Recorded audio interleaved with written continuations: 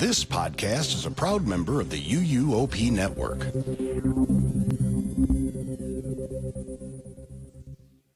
Are you ready to go the distance with Trisha's Disney pick? Or will Melinda deliver a Jurassic-sized knockout punch with her universal choice on this episode of Theme Park Throwdown?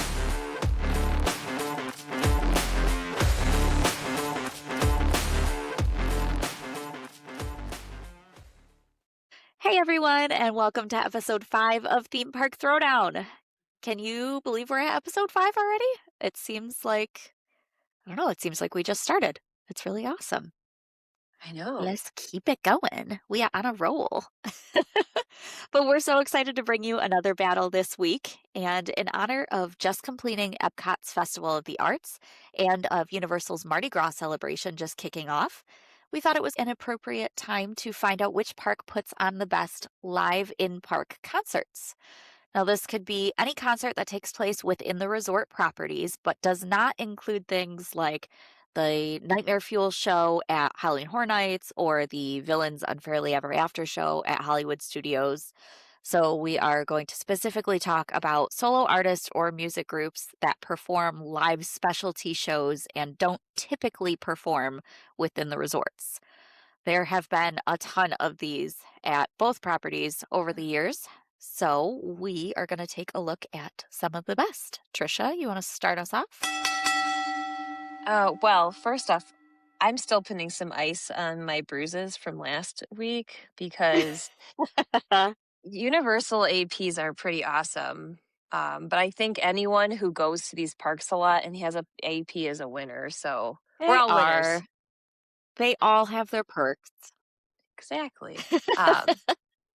Well, we just wrapped up the Broadway series that occurs during Festival of the Arts, which usually is during January and February. Can you believe we're almost to March? Spring is just around the corner. Thank Woo! God. Cannot Right. come soon enough. But this series is a little more unique than some of the other ones that Disney offers because they bring performers from the Broadway musicals on stage to sing Disney classics. So some of the voices you may recognize, like Josh Strickland from Tarzan, Kissy Simmons from The Lion King, and Susan Egan from Beauty and the Beast. And this last performance they had, was possibly teasing a new Broadway production of Tangled because they ended with Ooh, so they already okay. do. I love it. I was on The Magic this past year, and they do like a truncated version of a musical of Tangled as one of the nights, and it was Right. done so well. So I would be impressed if they decided to make this into a show and then have it I would travel. love that. Have you seen any of the Broadway performances before of Not Disney? in person. The one that I loved this year that I saw a lot of footage of was it was specifically Jodie Benson, who is the original voice of Ariel, watching, I don't know her name, I'm sorry, but watching the current Broadway star that plays Ariel sing Part of Your World, and Jodie Benson was just sobbing. And you could Yeah. tell her connection to that character, and it just meant so much to her, and it was so sweet. And she like ran up on stage and gave her this huge hug, and it was so heartwarming and so wonderful. So Yeah. I've seen lots of like clips here and there of performances, but I've never seen one in person. We have seen Beauty and the Beast, which was pretty good. Okay. I've seen The Lion King. We were supposed to see Frozen in 2020. So Oh. that got You know what? I canceled. have seen The Lion King. I forgot about Okay. that. My husband and I took his little sister, she was very young at the time, to The Lion King, God, probably 2019, I think. And Okay. that was incredible. Yeah. Yeah. I mean, there's that show in Animal Kingdom, but The Festival of Lion that King, yeah. yeah, and I get goosebumps with that, but that was just it hits different when It's a it's the whole different ball game when it's the whole yeah. auditorium. Yeah. But anyway, if you're not into Broadway or you just missed the Broadway series, you're in luck because Garden Rock series is during the International Flower and Garden Festival, which kicks off like in really soon here in March and Yeah, I'll be there. runs through June. Yes, take all the pictures of all the topiaries. It seems to be the time of year that I go to Disney every year. It's like the only festival I've ever seen at Disney Oh, because I just always seem to be there either like March or April. So it's a I have it's a lots of good topiary festival. pictures. It is. It is. You That's a gotta good get one. creative now with these topiaries. I know.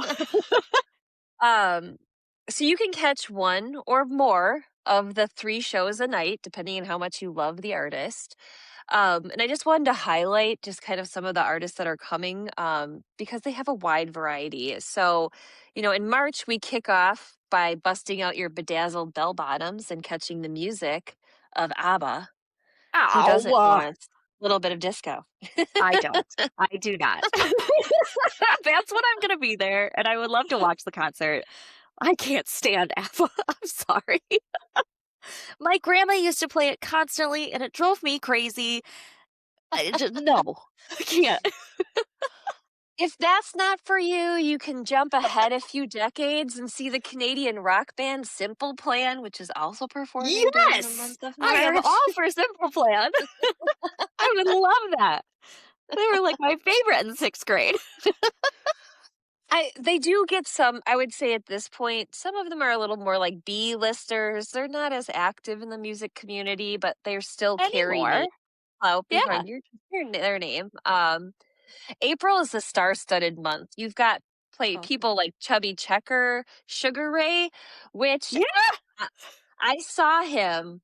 Okay, my very first concert was when I saw Maroon 5, House Lights Were On, Oh, opening for Sugar Ray, opening for Matchbox 20. no way. That's quite the So, lineup. Well, mine was Aaron Carter, so I think you've got me beat. guilty pleasure. Don't R.I.P. worry. I God. have a few of those mentioned here. So, Yeah. for for our like more patriotic folks, we got Rick Springfield, Okay. the Commodores, and Air Supply for some of those '80s power ballads. Mm-hmm. In May, we have Flock of Seagulls, Plain White Tees. Yes, I love Hey There, Delilah. That's one of my guilty pleasures.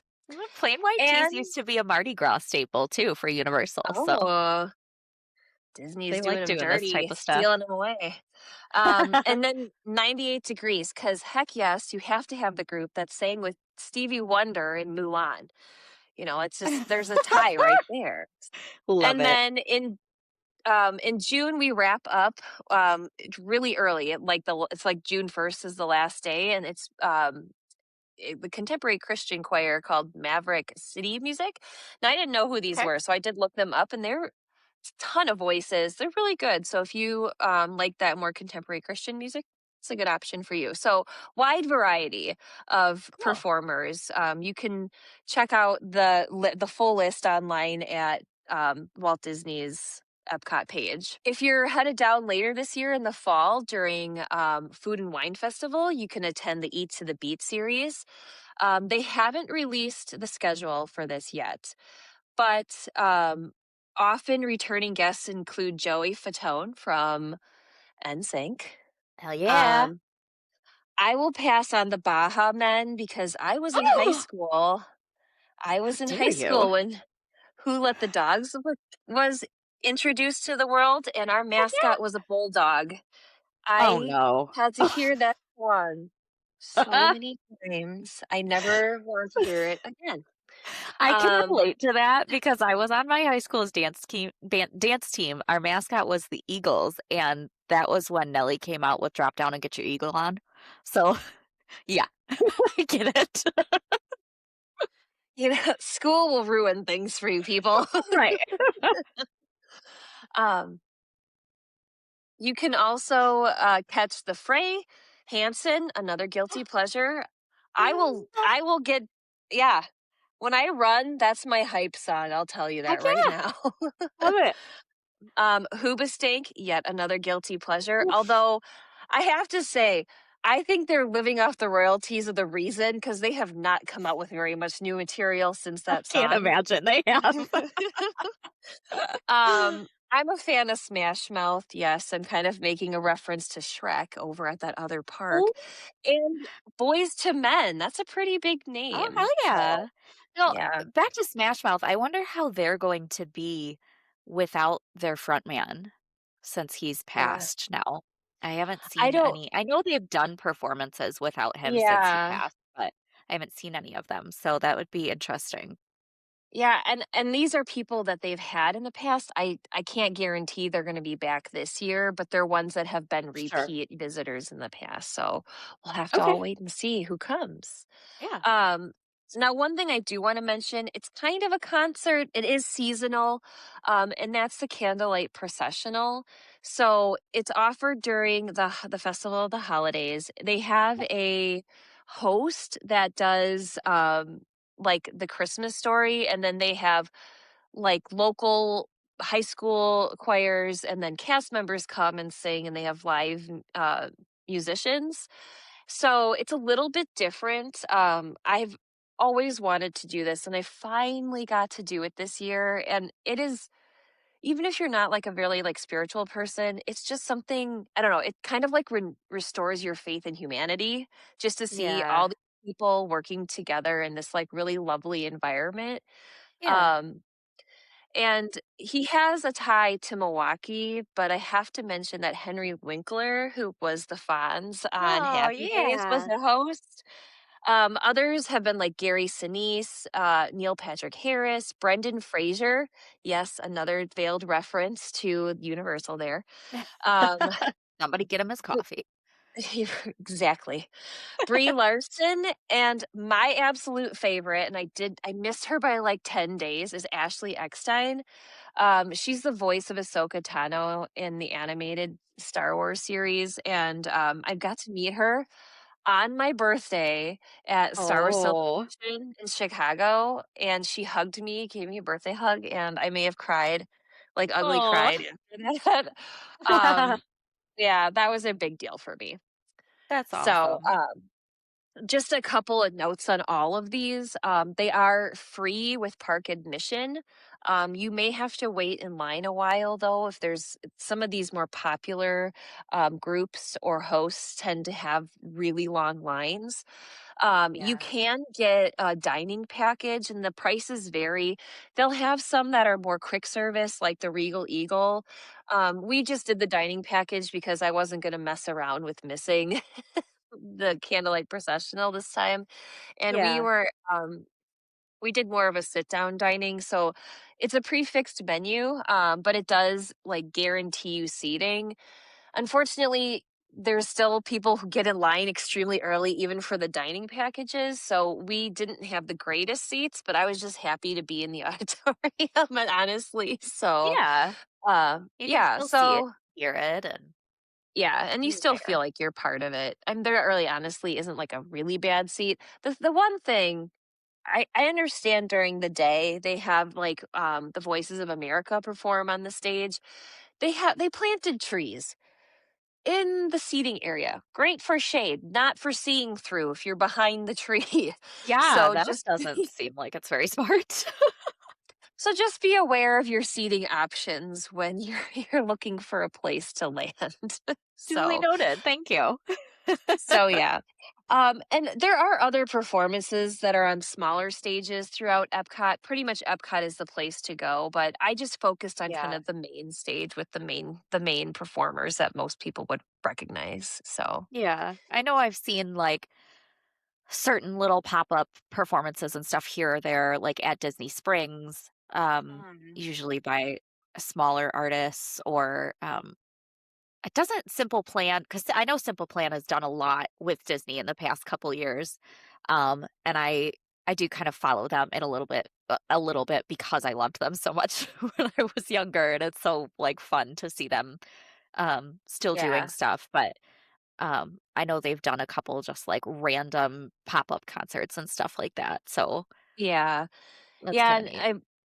they'll do like local like like choirs and stuff too in Disney Springs. Like it's Yeah. hard to keep track of all the entertainment. But Yeah. I would say these are probably your kind of your best bet for seeing somebody where you would recognize the music. So Right. Yeah. Like when I was a junior in high school, I was in choir and we took a trip down to Disney World and we performed. I can't tell you where it was. I don't remember. I remember going on all the rides with my friends and stuff like that after we were done. I don't remember where we performed. It was somewhere on Disney property. You tell me yeah, where. I don't know. But they do that for bands too. My husband in high school, he got to march down Main Street in Magic oh, that's Kingdom. so cool. And Yeah. I think that's what some of us were expecting. I wasn't, but I think that's what some people were expecting was that like we were Mm. going to go and sing in front of like park goers and be on a big stage and stuff. And no, it was like they shoved us in this one little room and we sang for the judges and that was it. So I know there were a lot of people that were kind of pissed, but Like, where's Mickey? I'm performing for him. yeah, Oh. I don't think that's how that works unless you're really special. But taking part in something like the candlelight processional would be so cool because I know that's a really big deal. So Yeah, yeah. it's neat that they do that. Universal doesn't do anything like that. But they do a lot of other things that you're gonna tell us about right now. They do, and I will tell you about them. And first, I'm going to apologize for my horribly nasally voice because I am just getting over the beast that is influenza A. If anybody has had this, I am so deeply sorry because she's not fun. So if I'm sniffling, excuse me. But first, I am going to start and talk about the events at Universal, which include the specialty concerts. So the different like seasons or the different events that will have a lot of these concerts. The most obvious one right now is Mardi Gras. We just started Mardi Gras season. This is an approximately 2 to 3 month long celebration at Universal Studios Florida that includes specialty food booths, nightly parades, and free weekend concerts for those with park admission. So they are free if you have admission into the park for those concert days. And if you're an annual pass holder, certain levels check your blockout dates because some annual passes are blocked out for concert days, kind of specifically for this reason. So just make sure before you go. There are also other live concerts like Rock the Universe, which is Florida's largest Christian music festival, which is hosted at Universal Studios Florida, typically in late January every year. You also used to be able to catch Mannheim Steamroller performing during the holidays at Universal Studios Florida, but for some reason, they kind of disappeared starting with the 2024 holiday season, and we have not seen them return. So, He from he time to was time, go he ahead. was looking pretty rough a couple years ago when we were there. Like just he's aged. Yeah, So I'm thinking I'd want to maybe they're just retire backing if off a I little was his bit. age. Yeah, but that Yeah, was really cool. It was a cool experience. yeah. From time to time, you can also catch a musical guest performing on the stage down near the waterfront in City Walk. And there are also some kind of one-off performances that you can catch randomly. I just happened to be lucky and be in Universal on the day that Race Through New York starring Jimmy Fallon opened the ride. And so Jimmy Fallon did a taping of his show from there, and you could get tickets to that. So my husband and I got tickets to that and watched that. It was hilarious. It was a really great time. And then Jimmy Fallon did a show that night for park guests, and he brought out Blake Shelton and Pitbull to celebrate the ride's opening. So that was super fun. That was Blake Shelton is not my jam. I'm not a country music fan, but he is a good performer for sure. And Pitbull is just so much fun to watch. I think I've seen Pitbull in concert 3 times, two of them being at Mardi Gras, so that's my excuse. And then I saw him last summer with T-Pain, and I really just wanted to see T-Pain, but Pitbull was great as well. But most in-park concerts are going to happen on the Music Plaza stage in Universal Studios Florida, which is right in front of where Rip Ride Rockit used to be, RIP, across from Minions Cafe. During Rock the Universe, they may also set up some smaller stages kind of throughout the park, depending on who's performing, the number of musical acts, and things like that. But let's talk about some of the biggest acts that have performed in the parks. So for Mardi Gras, this year, I'm actually going to be around when Bare Naked Ladies is there, and they're a fairly large group that has kind of stood the test of time a little bit. One of their biggest shows ever was Fall Out Boy, that kind of broke some records for crowd attendance and things like that, which is probably the reason that they don't do groups that are that big anymore because it was a little bit of a mess. It's, you know, but that's a lot of people in not a large area. So they've also had Boys to Men several times, the Beach Boys, and then we have your typical Mardi Gras staples that seem to show up every year, every other year. Gavin DeGraw, All American Rejects. They're usually pretty good about picking a wide variety of artists and genres to kind of try to please everybody. This past week, AJ from the Backstreet Boys and Joey Fatone from NSYNC performed. I would have absolutely loved to see that. I've seen some footage and it seemed like a really great time. But those being, the big boy bands of our heydays in, in like the junior high school area, Mhm. I that would have been I so had fun. I had Backstreet Boys plastered all over my walls when I was a kid, so. I was an NSYNC girl. How dare you? And this is why we have throwdowns. It's so fitting. That's perfect. Coming up this weekend, as of recording at least, RuPaul is going to do a DJ set, which I think would be so fun to see. So I'm anxious to kind of see what comes of that and to watch some videos of that. Some other ones that I have personally seen, I've seen Flo Rida, which was really fun. Mhm. I've seen Leonard Skinner, completely opposite end of the spectrum from Flo Rida, but they were pretty good. I've seen Collective Soul. They sing some of my favorite songs, so they were great as well. But as always, the best thing about the Mardi Gras concerts is that they're free. So you get to see some relatively big artists for free. So that's pretty cool if you have admission or an annual pass.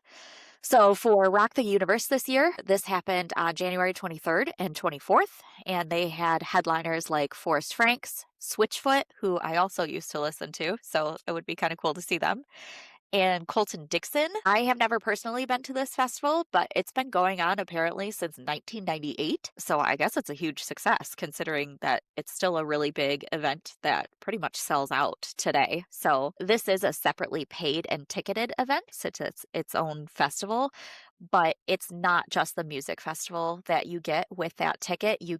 There are certain food and beverage items, there are certain other discounts. You get access to all the rides and things like that in the parks with the limited attendance because there's kind of a cap on the number of people that can attend. And so it's much more of an exclusive experience than just going to the park on a regular day. Mannheim Steamroller, as we said, used to be a big crowd pleaser for the holidays. A lot of people used to look forward to them. They performed in the parks for 15 years straight. So it's kind of sad that they don't do this anymore. And they do still do a national holiday tour, but I Mhm. guess they just don't want to stop at Universal anymore. So What the I don't know. heck? I know. Hopefully, we'll see them again sometime in the future, because I do know a lot of people loved to see them, and they were a big part of the holiday celebration. So Yeah, I wonder if they don't come back, if they'll find something else. Maybe they'll get the barking dogs or something. I don't. it would be nice because I mean, the big live theater event for the holidays is Grinchmas, which is in Islands of Adventure. They have that musical show. So it was kind of nice to have something in Universal Studios Florida as well to kind of offset Yeah. that. And now we don't have that. So it's a little lopsided, but we'll see.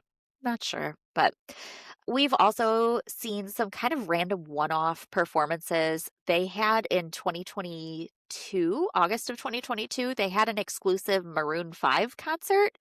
Maroon 5 headlined a Music After Dark concert on the Music Plaza stage at Universal Studios Florida.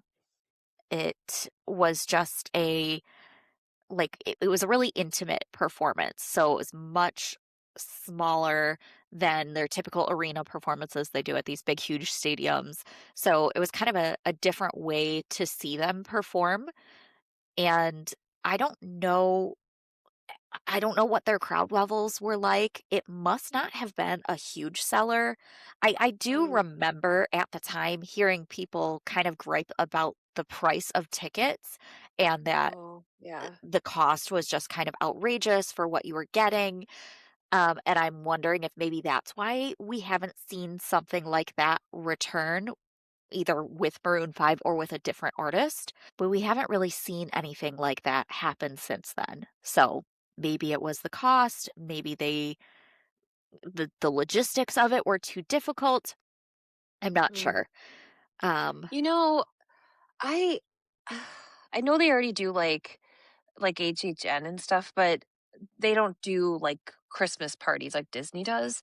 And they've got right. that huge space where Sinbad used to have the show.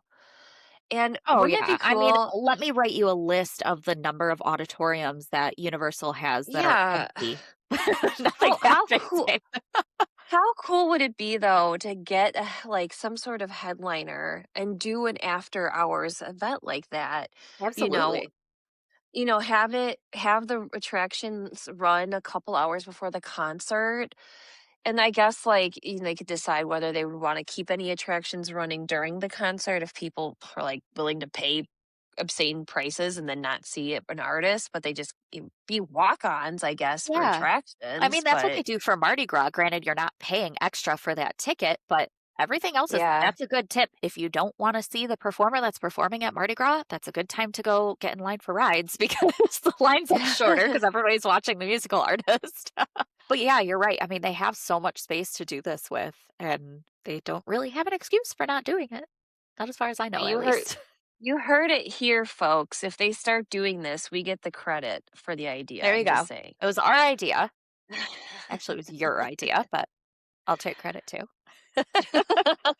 You introduced the idea with the Maroon 5 thing, so it was a joint effort. It was kinda interesting when the whole Maroon 5 thing was announced and popped up as well, because I was a pass holder at the time, and they sent a survey out to pass holders like a couple of months before they announced this, asking if this were to be something that we were going to offer in the future, what would you think about it? And where would you price it? And what kind of artist would you like to see at it? So they almost, it must have been something that they were thinking about for a while and wanting to try out Mm. for a while and gauge interest. So something must have just not gone right. And that must be why they haven't done it again. But again, what do I know? But lastly, I will just mention really quickly the Hard Rock live shows that are at the Hard Rock Cafe in City Walk, and then also the Velvet Sessions, which are really small, intimate concerts in the lounge at the Hard Rock Hotel. These can both feature some pretty well-known artists and can be really fun to watch and listen to. The concerts that are at the cafe and City Walk are separately paid and ticketed, but the Velvet Sessions are free. So especially if you are just happen to be staying at the Hard Rock Hotel when one of these artists are playing, it can be pretty cool. A negative about any concert, I touched on this just a little bit at the beginning, but a negative about any concert at Universal Studios Florida is that there's a very limited amount of space in front of that Music Plaza stage. So if you plan to catch a concert on that stage, please get there very early if you want to get a good spot or if you want to see at all, because it really fills up very quickly. If you're there for a Mardi Gras show, you can hear the music kind of down the street, down Illuminations Avenue, so you don't necessarily need a great spot in order to enjoy the show and enjoy the music. I'm going to be a little sad about not being able to ride Rip Ride Rocket during the concerts anymore, which was kind of a cool Mm. experience. Because I'm not much of a concert goer as it is. This will sound terrible, but I get bored. I can't, I have to be doing something else. I don't just want to sit there and listen to music. I know it's terrible. No offense to any of the artists by any means, but my brain needs more. But I do love to experience the park during the concerts. I think that's kind of cool. So I'm I just fell asleep picturing during a you Beach Boys concert one time. I'm just picturing you in the future at a concert, like, knitting or crocheting a sweater or something just to keep yourself busy. I fell asleep at a Beach Boys concert. Now, okay, it wasn't. First of all, I don't know if they should be performing anymore because they are old.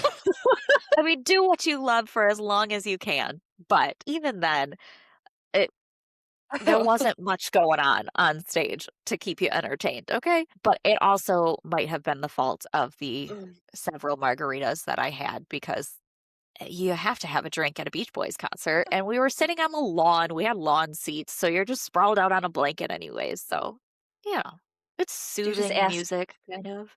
asking for a nap. That's what it is. I guess. I mean, my college roommate was starting a conga line, and I was over there asleep. So, you know, to each their I own. take the I take the nap over the conga line myself. That's I funny. mean, I think it's pretty impressive though, both parks with the talent and the groups that they pull in. There have been some really big names that have performed at both properties.